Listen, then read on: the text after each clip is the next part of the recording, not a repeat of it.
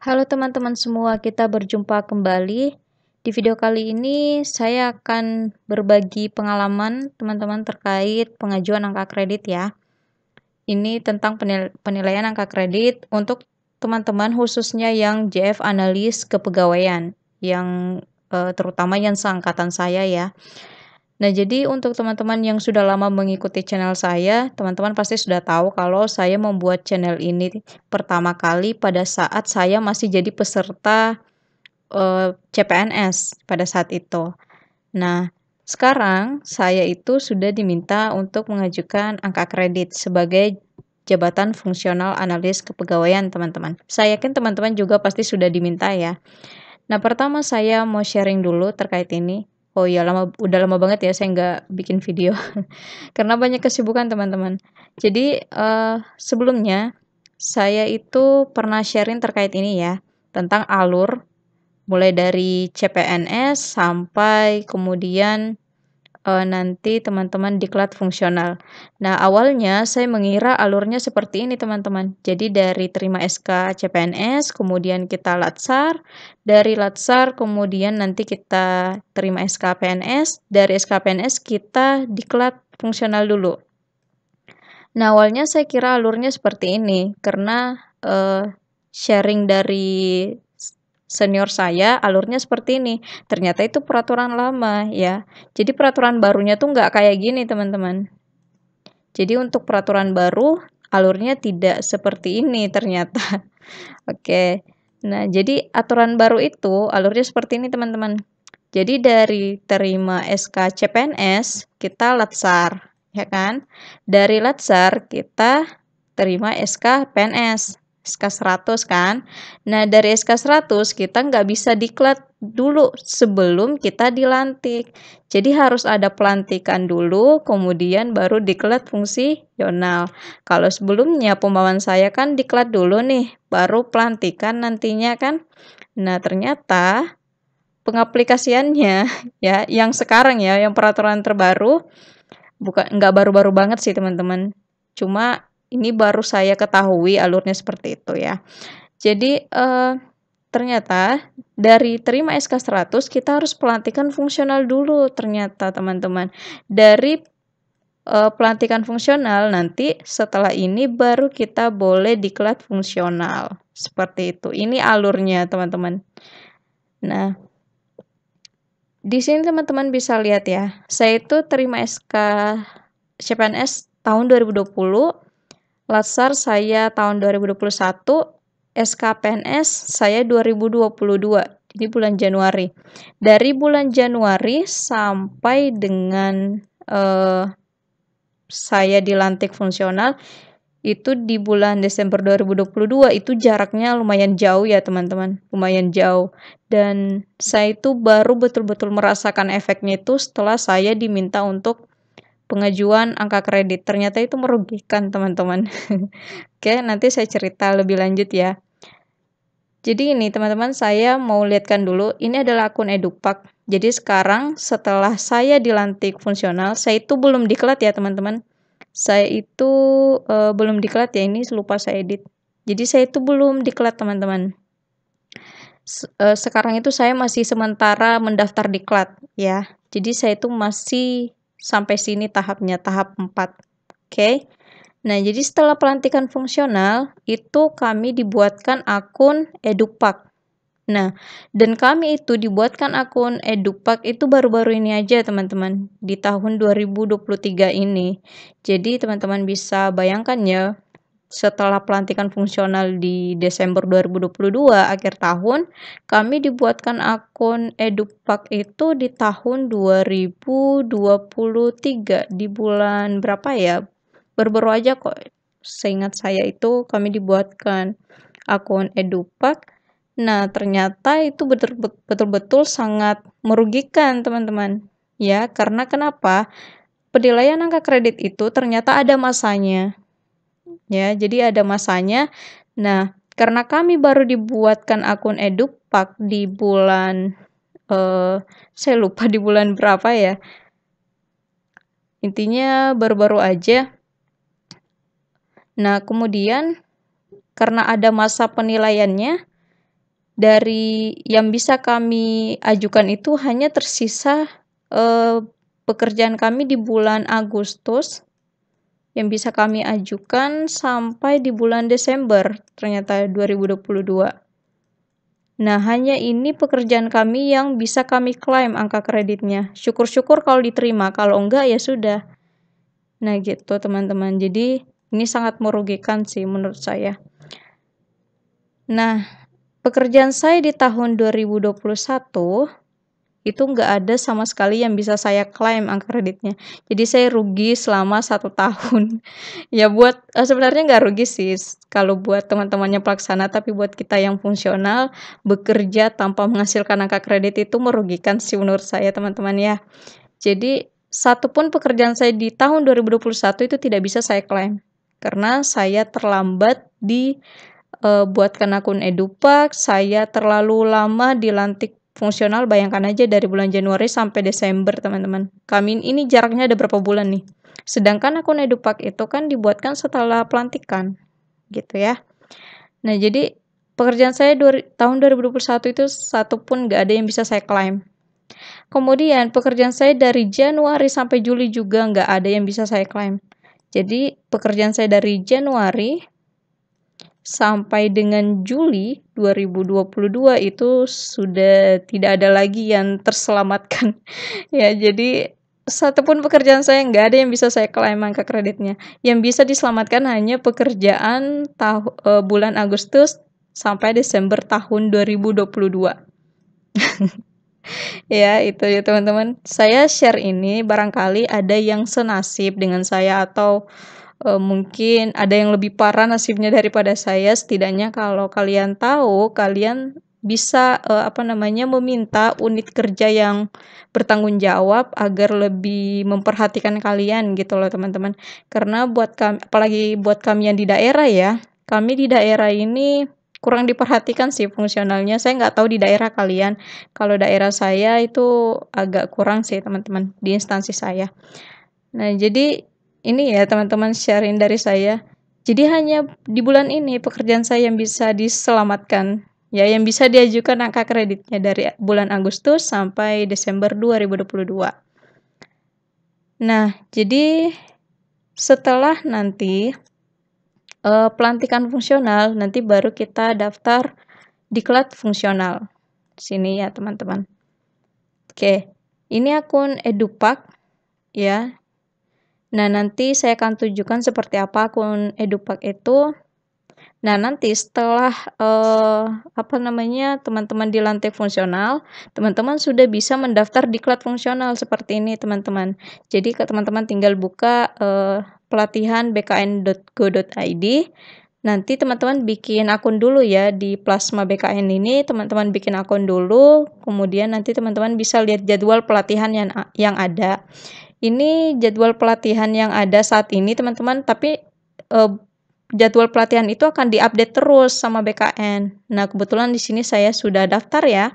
Saya sudah daftar di sini di pelatihan fungsional analis SDM aparatur angkatan 5 yang pelaksananya itu 4 September sampai 27 September. Mungkin teman-teman ada yang daftar ini juga. Kalau ada yang daftar ini, ya kemungkinan siapa tahu kita bisa ketemu ya teman-teman di Zoom. Kayaknya ini online kan ya teman-teman. Kemudian untuk data-datanya, kan pada saat teman-teman mendaftar diklat ini, nanti kan akan teman-teman dimintai SK pengangkatan dalam jabatan fungsional teman-teman. Nah, ini dia. Jadi pada saat nanti teman-teman daftar diklatnya, teman-teman akan diminta SK jabatan fungsional. Maka dari itu, teman-teman harus dilantik dulu baru daftar diklat. Karena SK pelantikan ini adalah salah satu syarat untuk mengikuti diklat fungsional, teman-teman. Ini saya lupa edit ya. Ini enggak ada. Jadi saya masih sementara mendaftar proses diklat fungsional. Seperti itu. Oke teman-teman, jadi buat teman-teman yang analis kepegawaian terutama ya, yang analis kepegawaian sebisa mungkin teman-teman itu kalau belum dibuatkan akun Edupak, kalau masih ada yang belum dibuatkan akun Edupak, segera meminta ya teman-teman. Apalagi yang belum dilantik, nah itu lebih parah lagi kalau belum dilantik ya. Jadi yang teman-teman belum dilantik, minta dilantik deh cepet-cepet, dilantik ke fungsional. Buat teman-teman yang analis SDM, ya, terutama di BKP SDM, kalau ada teman-teman penempatannya di situ, silahkan usulkan supaya kalian pada saat dilantik PNS sekaligus dilantik fungsional gitu loh teman-teman. Jadi jika kalian dilantik PNS sekaligus dilantik fungsional itu kan prosesnya bisa lebih cepat. Kalian bisa langsung bisa mengajukan langsung angka kredit atau segala macam. Saya nggak tahu sih ya gimana peraturannya kalian yang analis SDM aparatur, tapi kami yang analis kepegawaian ini seperti itu tadi yang saya jelaskan. Jadi hanya karena pahaman kami, ketidaktahuan kami, karena memang kami masih kurang pembimbingan sih teman-teman. Kalaupun kami mau cari pembimbingan di luar, ya gimana ya, bukan karena kami nggak mau sih, bisa aja. Cuma kan kami juga punya tugas lain dari pimpinan ya. Kalau nggak mungkin juga kami fokus terus ke hal-hal terkait fungsional. Nah, ini akun Edupak, teman-teman. Jadi ini adalah halaman awal. Tadi yang saya lihatkan di PPT itu pada saat kita mau login. Nah, ini halaman awal. Teman-teman tinggal tambahkan kegiatan di sini ya. Tambahkan kegiatan. Ini kalau nggak loading ini. Nah, di sini kalau sudah muncul seperti ini, teman-teman tinggal masukkan kata kuncinya. Misal nih ya, saya contohkan. Misal teman-teman ingin mengklaim pekerjaan terkait apa misalnya hukuman disiplin. Misal teman-teman ada ngurusin hukuman disiplin pegawai, teman-teman bisa tuh cari disiplin aja kata kuncinya. Nah, ini ada nih beberapa pilihan. Ada mengumpulkan kelengkapan berkas pengaduan disiplin. Ini untuk ahli pertama. Membuat konsep naskah surat keputusan penjatuhan hukuman disiplin ini untuk ahli pertama juga, membuat konsep berita acara serah terima, ini juga untuk ahli pertama. Dua ini untuk ahli muda, teman-teman. Nah, buat kita yang masih baru-baru tentu saja ahli pertama ya yang dipilih. Misal saya pilih membuat konsep naskah surat keputusan penjatuhan hukuman disiplin. Volume kegiatannya berapa? Volume kegiatan ini kata teman saya nggak tahu ya teman-teman gimana ininya akun Edupak ini karena saya juga masih belajar gitu loh. Jadi kata teman saya volume kegiatan ini semisal yang saya tangani hukuman disiplin itu 3 orang maka saya isi 3. Katanya seperti itu teman-teman. Nah untuk tanggal pelaksanaannya ini menyesuaikan saja tanggal berapa SK hukuman disiplin pegawai tersebut. Nah di sini anggaplah kita pilih ini kemudian simpan. Ini contoh aja ya teman-teman. Saya contohkan punya saya nih. Nah, di sini ada browse ya untuk mengunggah bukti kalau teman-teman betul-betul mengerjakan ini loh. Gitu. Dan ini maksimal 1 MB teman-teman dalam bentuk PDF. Nanti teman-teman unggah bukti kerjanya teman-teman di sini ya. Nah, untuk masalah bukti teman-teman, ini juga ada yang tanya ya. Masalah buktinya itu apa sih sebenarnya? Nah, untuk bukti kegiatan ini teman-teman sebenarnya tergantung tim penilainya. Nah, jadi ada tuh tim penilai memang harus minta laporan yang lengkap. Ada tim penilai seperti itu ya setahu saya. Ada juga tim penilai cukup kalian cantumkan SK-nya, SK penjatuhan hukuman disiplinnya itu ya itu sudah bisa diklaim angka kreditnya. Jadi tergantung tim penilainya, teman-teman. Nah, saran saya buat teman-teman ya, di seluruh instansi ya, kalian coba cari senior kalian yang sama-sama jabatan fungsional. Nah, mintalah contoh dari senior kalian itu karena eh, jika kita bertanya pada senior yang jabatan fungsional juga, pasti di satu instansi pasti tim penilai kita sama gitu loh. Walaupun mungkin orangnya berbeda, tapi kan kanrek BKN yang menilainya sama gitu loh teman-teman. Nah, jadi saran saya silakan minta contoh sama senior kalian. Kalau saya juga nggak punya banyak contoh sih teman-teman, karena saya juga baru mengajukan ini, saya baru belajar. Kalaupun nanti saya sudah selesai dinilai angka kredit saya, sudah selesai dinilai kegiatan-kegiatan saya, dan ternyata diterima, nanti saya pasti akan sharing lagi kepada kalian. Nah, ini kebetulan saya nemu contoh untuk laporan, unsur penunjang ya. Ini saya dapat dari materi Edupak, saya pernah ikut webinar ya. Tapi ya namanya ikut webinar nggak sama dengan praktek ya teman-teman. Ya. Jadi ternyata di, materi webinar saya ada contoh laporan seperti ini teman-teman. Jadi ini adalah laporan ketika teman-teman mengikuti webinar atau workshop atau pelatihan gitu. Tapi kalau kata senior saya, ini kata senior saya loh ya, bisa jadi tim penilai di tempat teman-teman lain juga versinya. Kata senior saya, biasanya yang diakui itu, ya pelatihan yang diakui itu adalah dari Kemenpan sama BKN. Jadi kalau yang mengadakan pelatihan itu pihak ketiga itu katanya susah diklaim kayaknya angka kreditnya teman-teman. Nah, ini aja contohnya pelatihan dari BKN ya. Jadi teman-teman bisa bikin laporan singkat seperti ini. Dasar kegiatannya apa? Kemudian ini dasar kegiatannya surat ya teman-teman, berupa surat undangan bisa gitu ya. Kemudian nama kegiatannya apa, tujuan kegiatannya, peserta kegiatannya siapa aja, waktu dan tempat, kemudian materi atau hasil webinar, semisal kalian ikut webinar. Nah, nanti teman-teman tinggal tulis nama teman-teman, dibuat oleh siapa, mengetahui atasan teman-teman semua. Barulah nanti kalian cantumkan sertifikatnya.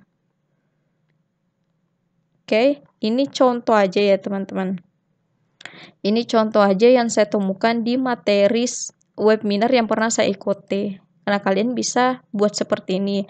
Tapi kalau di tempat saya, di instansi saya ya, kata senior saya, jadi katanya beliau, kalau di tempat kita itu cukup mencantumkan sertifikat katanya. Cukup mencantumkan sertifikat itu sudah bisa diklaim angka kreditnya, nggak perlu bikin laporan. Nah, bisa jadi di tempat kalian itu beda teman-teman. Bisa jadi tim penilai di tempat kalian minta laporan, seperti itu. Jadi tergantung tim penilai masing-masing. Ya. Oke, mungkin itu ya yang bisa saya sharingkan kepada teman-teman semua. Kalau semisal nanti saya sudah dinilai angka kreditnya, kemudian jika ternyata memang format saya diterima oleh tim penilai, saya pasti akan sharing ke kalian ya. Oh iya, ini alurnya ya teman-teman, yang saya jalani sekarang.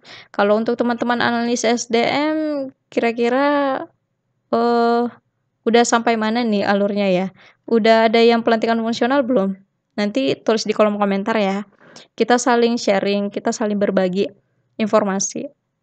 Oke, ini tadi saya udah kasih tahu saya sementara mendaftar diklat.